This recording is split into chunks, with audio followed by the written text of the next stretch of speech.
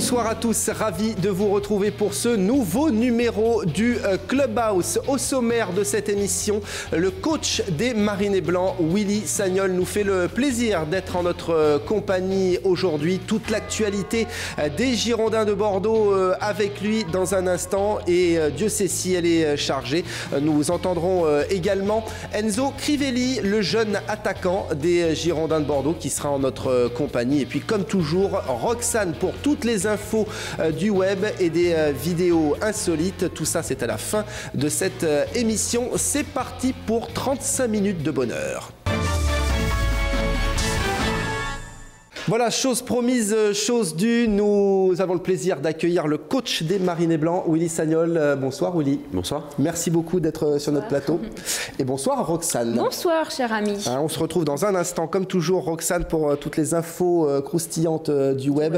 Quelques vidéos insolites, comme toujours, à la fin de cette émission. Puis quelques petites questions à poser à Willy Sagnol, je crois, dans quelques minutes. Willy, tout va bien? Le soleil est revenu sur la plaine des sports du Haillan.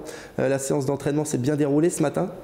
Oui, c'était une bonne séance où on a pu mixer un petit peu le travail athlétique indispensable et également un petit peu des animations de jeu en prévision du match de ce week-end. On a entendu dire ces derniers temps, les joueurs en tout cas nous l'ont dit, mais que le mercredi c'était souvent le jour où ça bossait aux Girondins et on voit que ça paye d'ailleurs parce que c'est mon avis, mais qui me semble-t-il est assez partagé. Les Bordelais finissent beaucoup mieux leur match dans cette deuxième partie de saison. Est-ce que le travail paye justement, ce travail physique? Forcément, il paye. Après, on avait aussi l'ambition de le faire dès le début de saison. Malheureusement, sur la première partie de championnat, on a eu beaucoup trop de problématiques d'effectifs entre les blessures et après au mois de janvier avec la Coupe d'Afrique des Nations. Donc c'était un petit peu compliqué, mais par contre, dès que tout le monde est revenu, fin janvier, on a vraiment franchi un cap en termes d'intensité dans les entraînements. Et on le voit depuis... Alors les résultats ne sont pas toujours là, mais on le voit sur tous les matchs, en tout cas on finit toujours mieux que nos adversaires. Là vous avez la chance en plus d'avoir un groupe quasiment au complet, si je ne me trompe pas, Jussier, Diabaté, toujours blessé, mais ça revient un petit peu, l'infirmerie se vide, non? Oui, l'infirmerie se vide, même si Jussier et Diabaté, c'est quand même deux joueurs très importants de l'effectif, c'est les deux meilleurs buteurs des saisons précédentes à Bordeaux, donc...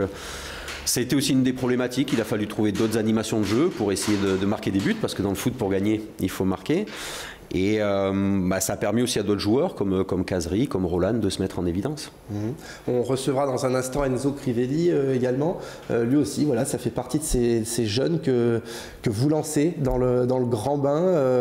On l'a vu contre Metz, même s'il n'a pas eu la chance de marquer.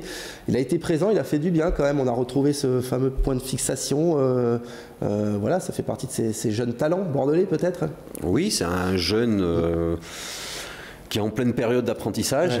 Il est qu'au début, mais je sais qu'il le sait.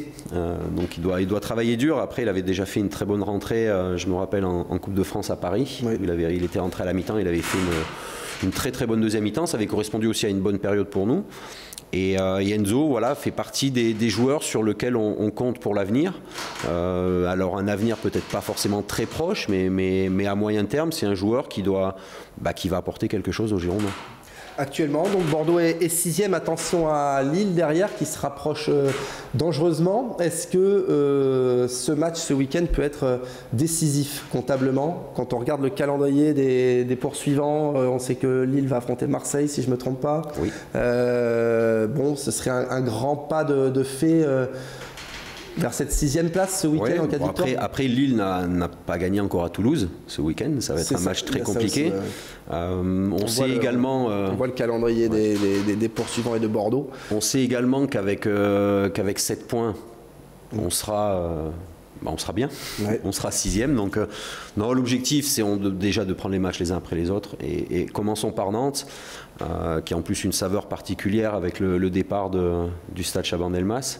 Donc déjà qu'on négocie bien celui-là, puis on aura le temps après de se reporter sur celui de Lyon.